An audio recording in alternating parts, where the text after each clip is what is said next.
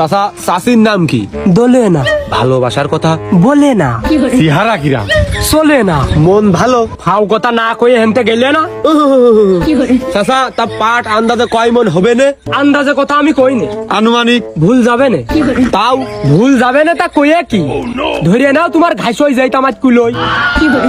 চাচা তুমি তো বোঝনি বাবু, ব্যর্থ হয়েছো।